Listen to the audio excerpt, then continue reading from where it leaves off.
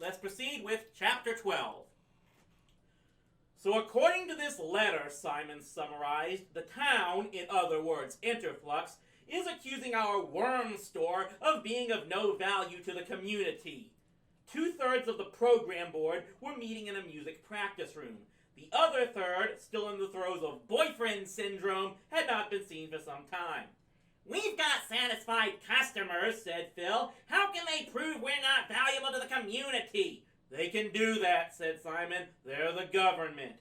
Van Doren says here that we have to devote a certain amount of space and personnel to community service or they'll close us up. And a week later, they can confiscate our land." Phil was no longer intrigued with the strategy game. "I'm getting sick of all this cat and mouse business. How long do these guys intend to keep cooking up technicalities to catch us up on? What do they mean by service to the community?" The letter says, "of educational, cultural, or charitable benefit to the general public." Phil slapped his knee. "Well, that's so easy. I'm surprised at your dad for even thinking it might work. Man, we've got 1,500 artists here. We've got so much education and culture, it's coming out our ears. Sometimes I want to throw up when I think of how much education and culture there is in this place. As for charity," reaching into his pockets, "well, I'm a little short this week. We could always give away free worms or something." Simon looked thoughtful. "You mean a cultural exhibition kind of thing?" "Yeah! We put all the paintings and sculptures and photographs on display. The writers can give readings. Music or theater or dance, whenever there's a rehearsal, we'll just hold it outside and call it a performance. Yeah! You know, this is even better than I thought. We've got the problem solved already. We haven't even been working on it 10 minutes. Simon shook his head. "It's the 15th of November. It just so happens that the weather's been like summer lately, but that's a freak. It's definitely going to get colder. For all we know, it could snow the day after tomorrow. It's crazy to plan an outdoor exhibition. We've got $1,500. I'm sure we can work something out." "You can't build the Lincoln Center for $1,500, Phil. And if we try to do it on the cheap, we'll get a blizzard for sure." "Ah, but don't you see," said Phil whimsically, "that's where faith comes in. Sure, the logic of the situation you may be against us a little, but if you went by logic, Interflux shouldn't be here at all, considering what we're up against. But faith, that's the ticket. What made the office switch around your name so that it took your dad weeks to find out what was going on? What made the town hall people such a bunch of bumbling, incompetent nincompoops who wound up giving us the jump on Interflux? What kept the weather warm so we could cut weeds and dig worms? I tell you, Simon, we've been getting some extra help from somewhere, and there's no reason why whoever's giving it isn't going to support us for one more thing." "Forget it," Simon replied. "This whole idea has more holes in it than a gravy strainer, and you can't fix that by saying faith." To this, Phil made no reply, but there was a great deal of discontented muttering going on. Simon ignored it. Although he had no plan on the spot, even doing nothing would be more advisable than letting Phil try to spin straw into gold, added only by the belief that the cards would continue to come up aces. Cities and towns spent millions of dollars on cultural exhibitions and still ran over budget. Yet Phil expected to pull it off with $1,500 in worm money, high school artists, and faith, commercial value equaling 0. He had to think. But who had time for thinking?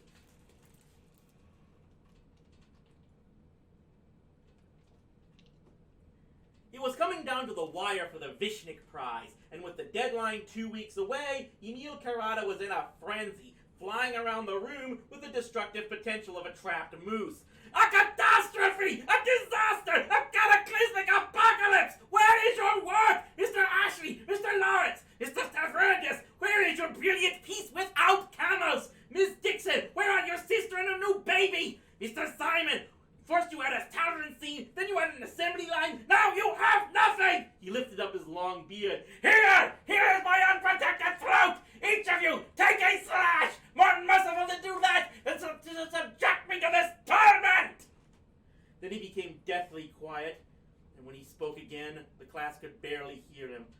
"I can see it as clearly as if it had happened 5 minutes ago, when the creep from Albany won the Vishnik Prize, part of me turned to stone, and now this is to happen again. Soon, Karada will be all stone, and they will roll him out to Central Park, where pigeons will defile him, and someone will spray paint Raoul on his stomach, and they will put up a sign. This used to be Karada before his students threw away the Vishnik Prize and destroyed him. As the teacher launched into a monologue, asking the great organizing principle of the universe what he had done to deserve this, Simon found his mind wandering to his own Vishnik entry, all but finished at home. He called it Subway Breakdown, since it depicted the interior of a stranded subway car, its occupants coping with the inconvenience and discomfort by working on crossword puzzles, reading the paper, knitting, crying, sweating, and sleeping. Everything that was wrong with the tavern scene and assembly line was right with this painting, and Simon was almost overconfident that there would be nothing better in the competition. Lately, he'd been thinking a great deal about the Vishnik Prize. It was so beautifully straightforward. You painted the best picture, they gave you the prize. If he won the Vishnik Prize, he'd have something that would still be there when the dust cleared after the final battle of the Fluxes. And if Subway Breakdown didn't win him that prize, nothing would. Up at the front of the class, Karada was threatening to take poison, and suddenly Simon realized that this did not bother him in the slightest. He'd become a real Karada student, able to sit through the most violent tantrums without batting an eyelash or even considering dialing 911. Sam showed no signs of recovery in his bout with boyfriend syndrome, and between Barbara and the problem of coming up with a Vishnik entry without camels, his time was pretty much taken up. So Trieste has got it really bad, commented Phil between classes after Sam had pranced off to help Barbara do some setting up in one of the studios. I've seen boyfriend syndrome before, but our man is really a victim. If you and Wendy get together, do me a favor and try to retain at least a little bit of the old Simon. Don't make me laugh, said Simon darkly. There is no such thing as me and Wendy. I refuse to take the bait for an obvious setup so my face can be published on the next cover of Idiot Magazine. But what if Barbara was telling the truth? You'd be blowing a pretty big opportunity. Simon glared at him. Thank you for putting my mind at ease like that. Obviously, I have nothing else to think about and welcome the chance to agonize over Wendy. You're a real pal.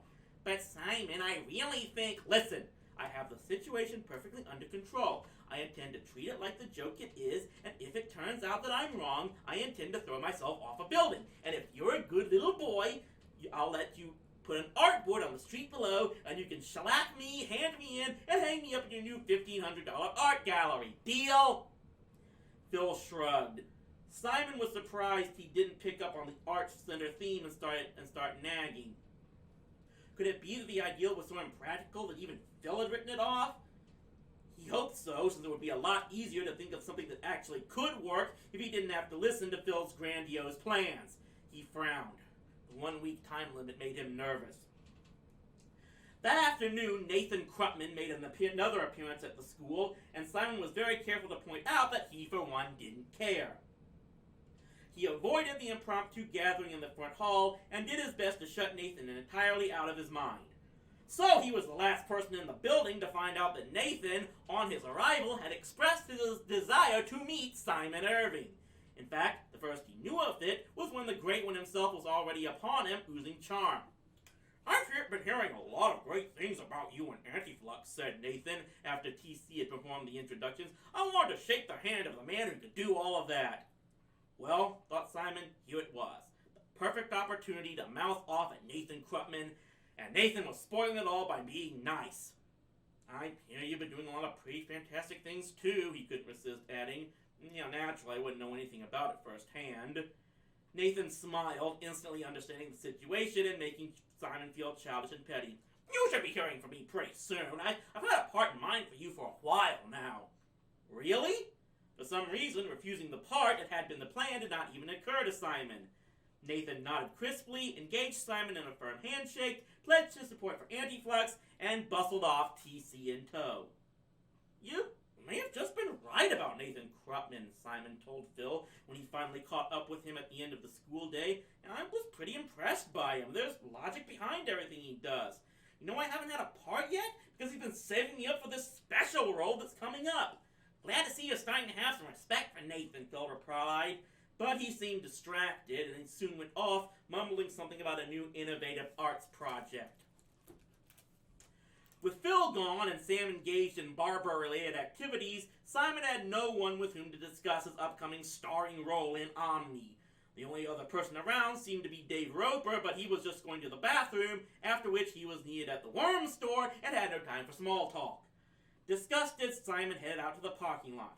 He was just inserting the key into the ignition of the Firebird when the passenger's door was wrenched open and Bill McIntosh insinuated his long, lean frame into the bucket seat.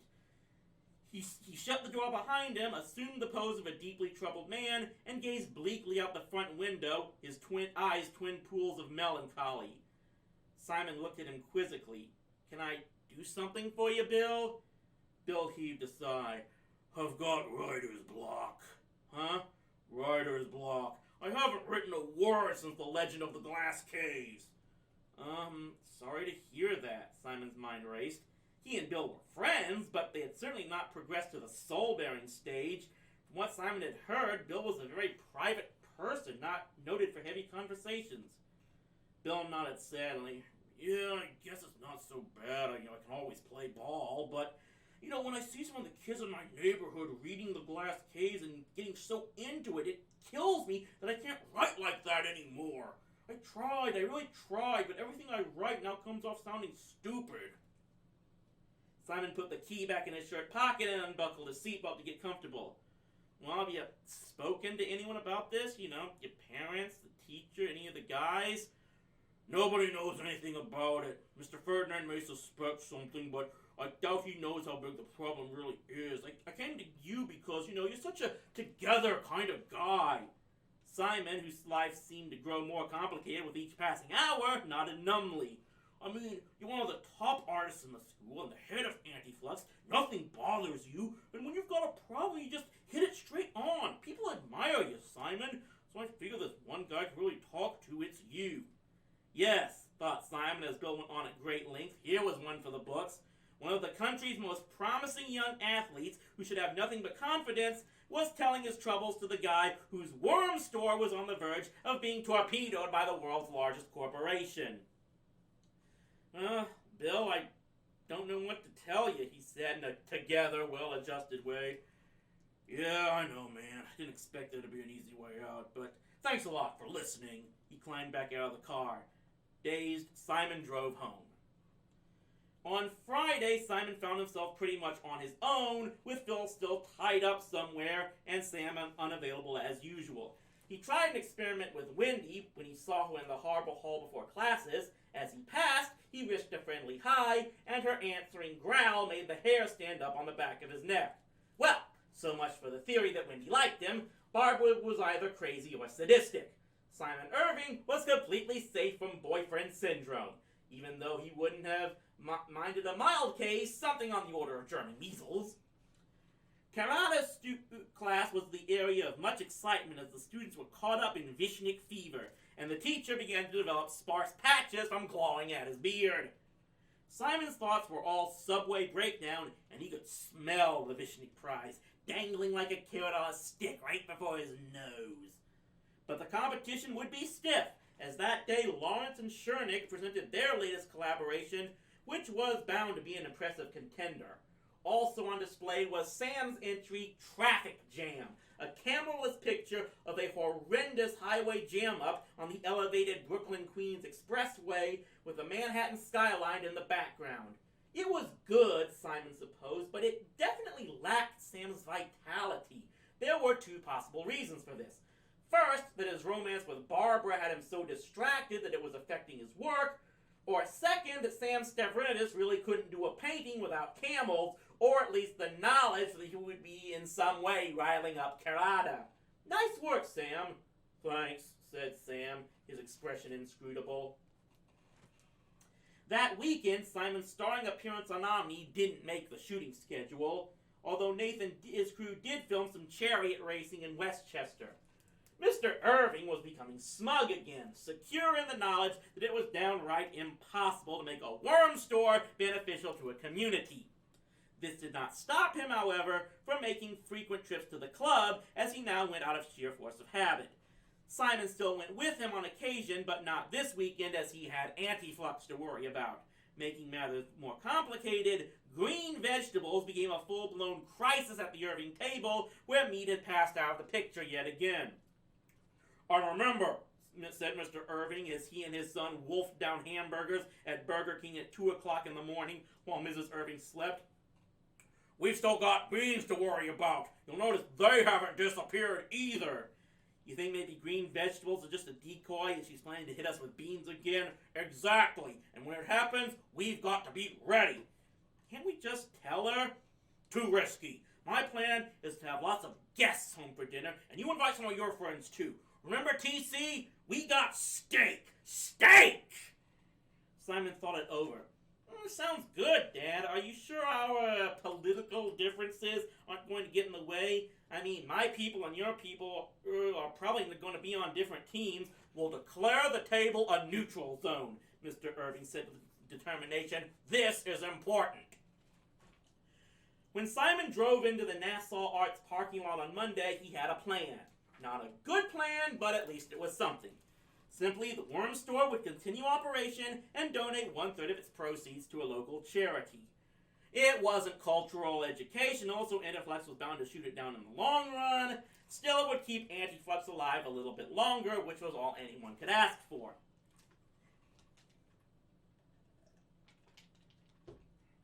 As he got out of the car, he was surprised to see a small tractor chugging onto the edge of the school property from lot 1346B. His first thought was that Interflux had assembled a militia and was mining the Interflux land. Then he noticed a tow line behind the tractor, and before he had time to think of what this might mean, an enormous blue and white striped tent rose out of nowhere. It billowed, shuddered, and finally settled firmly along the tip of the thin land strip. Distant cheering wafted over from the woods. His heart in his mouth, Simon ran headlong across the school's large side lawn to the Interflux land. There he found about 30 students gathered around the entrance to the tent, congratulating themselves heartily. At the center of it all was Phil Baldwin, obviously in charge. Simon was tight-lipped. "Tell me the circus is in town, and this tent has nothing to do with me. Explain how Ringling Brothers needed a place for their big top, and they picked our land, but we aren't involved in this. And make it good, Phil, because I'm not feeling too cool right now." Phil smiled proudly. "It's our new cultural center, isn't it great?" Simon exploded. "You idiot! How could you be such an idiot? Only an idiot could do such an idiotic thing!" He would have gone on, but Phil interrupted him by announcing, "Hey everybody, Simon's here! Let's show our appreciation! For he's a jolly good fellow!" By the time the singing was over, Simon could not get his hands around Phil's neck because he was mobbed by well-wishers, all of them assuring him that this was his best idea ever. "Sorry to go over your head like this, but it was the only way," whispered Phil as Johnny Zoll declared what an honor it was to be the lab partner of such a man. "What," hissed Simon through clenched teeth, "did you use for money?" I've been meaning to get to that, Simon. We're gonna have to hit the bank today because we owe some big bucks. We've got a $500 deposit due on this tent. "Oh, Phil," moaned Simon in true pain. "How could you do this to me? It's costing a fortune, and now we have to find stuff to put in this dumb tent, which is the size of Pittsburgh and twice as ugly, and we've got to get volunteers and figure out ways to organize the whole business. What a pain!" "But Simon, that's all been taken care of. I've already got the exhibit and performance schedule completely worked out." "Oh yeah? How?" "Okay, picture this. It's Thursday, right? You've just dumped the idea, but it's looking better to me all the time. So, quietly, I talk it up with some of the kids, and they all really go for it. They put me on to the teachers, who like it too. Then I go to the department heads, and I finally end up down in the dungeon, and by this time I've got TC with me, because things are looking pretty heavy-duty. But the dungeon guys just love your new idea." "My new idea?" "You might not realize it, Simon, but a lot of people are really proud of you for this. I mean, think about it. We've got the tent, the volunteers, staff support, and any equipment we need from the school. I've alerted the newspapers, the dungeon has authorized a door-to-door flyer, so we should have people too. Man, this is going to be the most awesome cultural center in the world. And the best part is that you, me, and Sotrius are splitting TC services in thirds, 4 nights each." Simon snorted. I don't suppose you consulted Sam either. There was no point, said Phil, but I figured that when he gets over his boyfriend syndrome, he'll be happy that we didn't leave him out of this. You know, if I say so myself, I've handled this thing pretty well. All right, Simon mumbled in resignation. Let's have a cultural center.